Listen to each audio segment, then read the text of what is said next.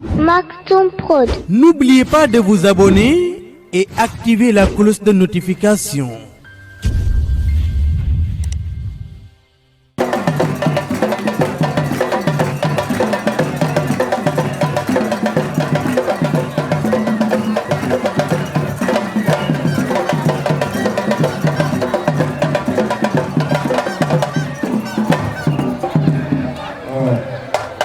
Assalamualaikum warahmatullah.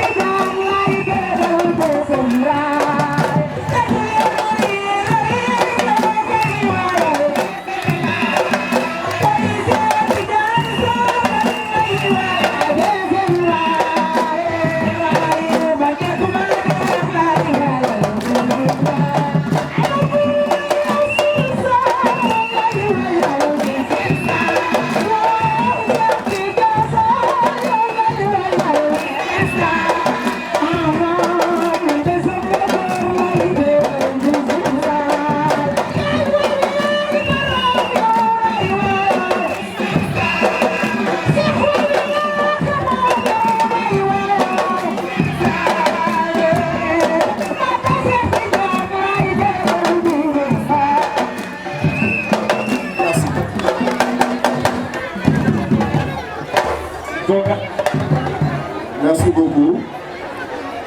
Assalamualaikum warahmatullahi taala wabarakatuh. Ñu ngi nuyu ñi fi teew ñëpp di jiital ci nuyoo bi son éminence le professeur Cheikh Mouhamed Moustapha Sy, président du parti de l'unité et du rassemblement. Di nuyu les membres du directoire te sunu xarit sunu Cheikh Tidiane Youm nga xam ne ci panel fii la bokk ñu ngi fi teew présidente mouvement national des femmes Soxna Ndeye Koumba Diène, honorable député Soxna Mbose Djiro, pour ne citer que cela. De remercier bu baax la fédération départementale de Rufisque.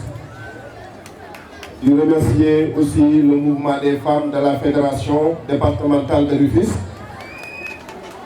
pour le thème pertinent qu'ils ont choisi. Ñu war ci waxtaan sànnenti ci kàddu muy femme de valeur et vie politique, défis et projections.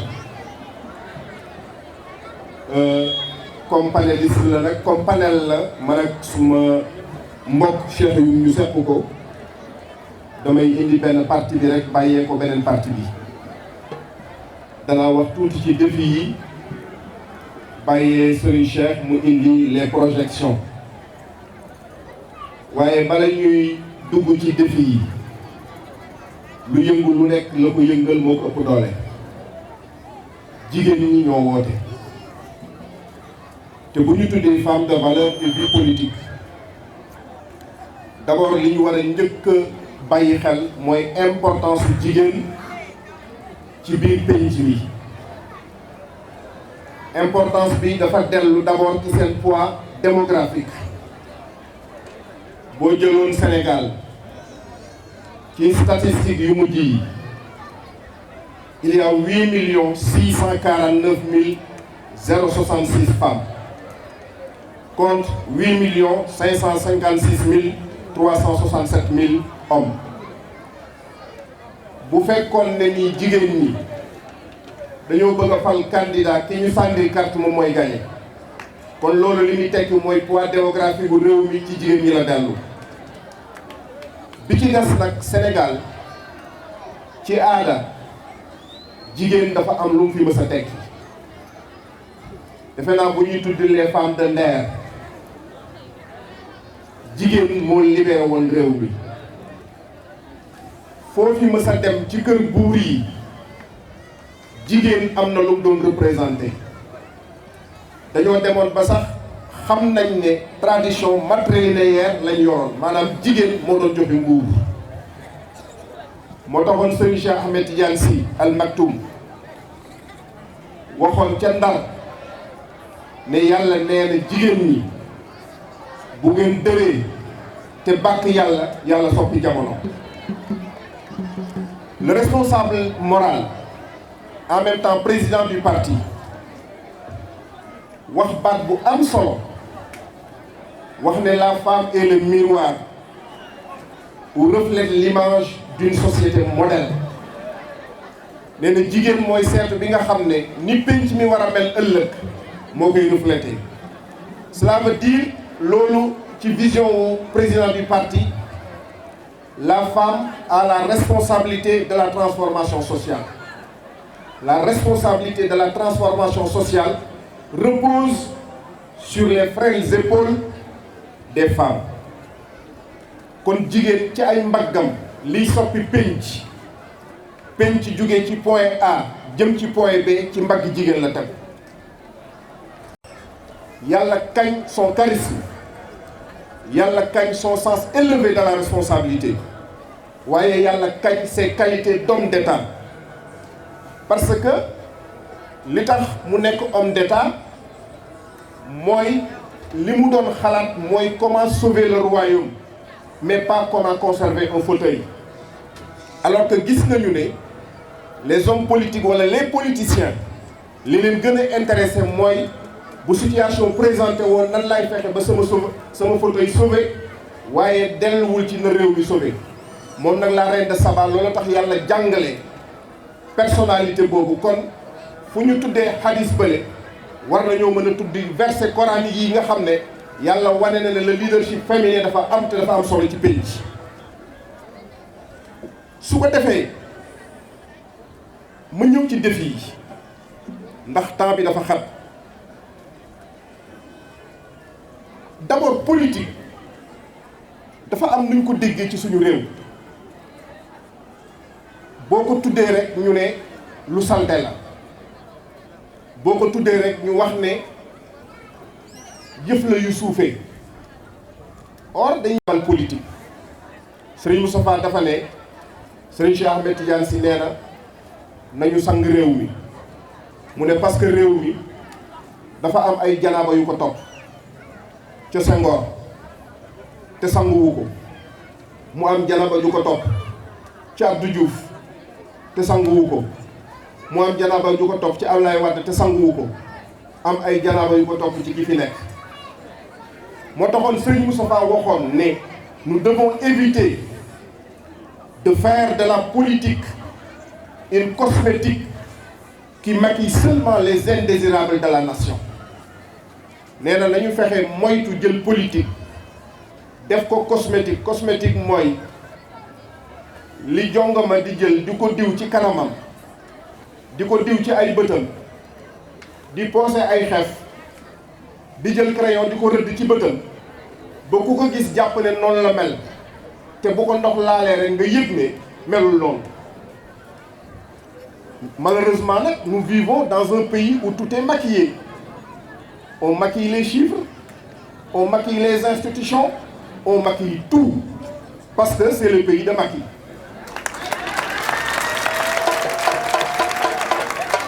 Or, le maquillage a horreur de deux choses. Le maquillage, il a horreur de deux choses. Le maquillage a horreur de la pluie. Le maquillage a horreur des larmes. Ku maquillé boo tawtee sa maquillage rouge. Ku maquillé boo jooyee sa maquillage dem. xam nga loolu la ma ci bëgg a wax. taw yàllaa ko yore. te booy tëral pexe dafa am paramètre boo xam ne bu la rëccee lépp rëcc na la moom la Serigne Moustapha waxoon. nee na ñiy tëral dañuy tëral lépp mais il oublie le paramètre Dieu. te heure bu ko neexee taw bi sóob te bu sóobee maquillage bi yàqu. beneen bi le maquillage a horreur des larmes. te ku dëkk nag di fitnaal nit ñi seen xol dana jeex te bu seen xol jeexee ñu jooy te buñ jooyee maquillage bi jeex. xaw ma nag ba xam li may wax dégg ngeen ko mbir.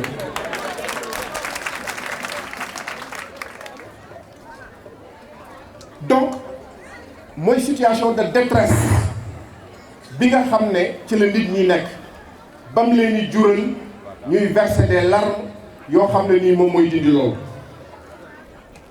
te pour assainir les mœurs politiques kenn jiituwu ci jigéen surtout les femmes de valeur. am na yoo xam ne fii ci Sénégal ndax am na ñoo xam ne seen déggin politique suufe na ba nga xam ne dañuy wax naan la politique c'est l'art de trahir au bon moment. moo tax ngay dégg ci réew mi transhumance, ngay dégg ci réew mi ñuy jaay ngor, ngay dégg ci réew mi ay député yuy trafiquer ay passeport diplomatique, ngay dégg ci réew mi ay député yuy trafiquer ay faux billets, ngay dégg ci député toutes sortes de scandales parce que tout simplement les mœurs politiques sont souillées dans ce pays-là. moo tax am na yoo xam ne ni ci assainir mœurs politique yi war nañ ko daw te femmes de valeur ñoo war a nekk sentinelles yi. am na baat yoo xam ne ni da nga koy dégg Sénégal bétail électoral. bétail électoral c'est un mot péjoratif te mooy ñoo xam ne dañ naan ni ñuy gurguree ganaar suyal leen pepp ñu ñëw topp te ka leen koy suyal loolu la ñuy doyee nit ñi kooku dafa war a dañ te femme de valeur yéen ko war a dindi. jël femme def ko décor ci politique muy tàccu di fecc te fa la yem yéen nag tàccu ngeen fecc ngeen waaye vous êtes engagé parce que tàccoog fecc bokk na ci culture mais au-delà tàccoog fecc bi mooy le sens de responsabilité qui vous anime et l'engagement qui vous anime et ça c'est très important. bokk na ci défi politique yi xam nga am na baat bu ñu wax tuddee ko parité te sax bala may ñëw ci baat boobu ci défi politique yi gannaaw bi ma waxee ci assainissement des mœurs politiques am na beneen défi c'est le défi de la reconstruction de l'État. xam nga ñun problème bi ñu am en Afrique am ko au Sénégal mooy dafa am benn bindkat bu ñuy wax Bertrand Badi dafa bind benn téere mu tuddee ko l'État importé. L'État importé nee na ni ñuy importer mbubb di ko importer télévision di ko importer frigo di ko jënd ca bitim réew mu ñëw noonu lañ importer suñu état yi. moo tax le jeu politique est importé, le débat politique est importé et il y a des intellectuels importateurs. C'est-à-dire que le jeu politique est importé. Le débat politique est importé parce que moo tax toujours ñuy poser débat yoo xam ne nii du suñu yos moo tax nga gis Sénégal barki démb ay jigéen jóg daan ne avortement médicalisé moom la ñuy défendre par exemple parce que le débat est importé ba ci gis nga parité bi ñuy wax c'est une très bonne chose ndax soxna Mbossé mi ngi à l'Assemblée nationale comme ni ko suñu présidente waxee léegi di fa jouer rôle bu am solo te parité bokk na ci li tax xëy na mu nekk Assemblée nationale mais la parité dans sa dimension numérique et quantitative doyul dañu war a hisser wu vers une dimension qualitative de la parité. xam nga lan laa bëgg wax foofu nga ne benn jigéen laay tabbu wala benn góor tabbu jigéen wala tabbu benn jigéen tabbu góor baax na waaye fexe ba jigéen ña ngay tabbu institution boo leen mën a yóbbu fekk au préalable formé nga leen jàngal nga leen yar nga leen capacité nga leen ba buñ àggee lu góor war a def ñu mën koo def. je pense que ça aussi c'est important parce que dafa mel ne problème bi ñu am mooy toujours politique et les politiques toujours dañu fexe sànni li ñu tuddee un os à ronger te loolu nag dafa bokk ci yi nga xam ne nii naxaate la boo xam ne nii yàgg na fi dafa war a jeex moo taxoon Serigne Cheikh ne défi politique bi te li ma wax ci état importé moom moo taxoon mu wax la refonte des systèmes mooy am na lu fi nekk loo xam ne nii yàgg na fi sax na fi ba ñëpp jàpp ne dëgg la te du dëgg nan la ñuy fexee nag ba loolu ñu dindi ko mu ne la refonte des systèmes moo taxoon mu ne dans la tendance actuelle des choses on peut parler de 100 systèmes mais ces systèmes dans leur diversité et malgré leur diversité n'en constituent pas moins un ensemble cohérent de développement. loolu kon mooy li dellu ci défi politique yi am na lu taxaw suñ kanam war a soppeeku te femme de valeur yi dañoo war a jiitu comme na femme de Ndeere defoon na yeneen femmes yi defoon pour Sénégal soppeeku. bi ci des mooy les défis économiques muy wàllu koom-koom xam nga bërki démb gis ngeen am na rapport yu génn fii Sénégal wane ne pauvreté muy ak ñàkk dafay yokk ci réew mi ña ñàkkoon daaw ñàkk nga wàññeekuwul waaye ñeneen ñu bees dañ caa dooleem te dafa am benn phénomène bu ñuy seetlu muy lu ñu tuddee la féminisation de la pauvreté ñu ne pauvreté muy ak ñàkk musóor la takk waaye takkul tubéy maanaam jigéen ñi la gën a laal alors que les femmes représentent 70% des pauvres dans le monde. Elles accomplissent 2/3 du travail mondial, produisent 50% de la nourriture, mais ne perçoivent que 10% des revenus et détiennent 1% de la propriété. kon loolu li muy tekki mooy jigéen tey dafa jànkonteel jafe-jafe ci wàllu koom-koom jigéen moo ñàkk jigéen moom la ñuy xañ et pourtant ces braves dames qui sont ici à Rufisque et ailleurs boo jugee 4 heures du matin ñoo ngay dajeel ñu yonu seen paan di dem géej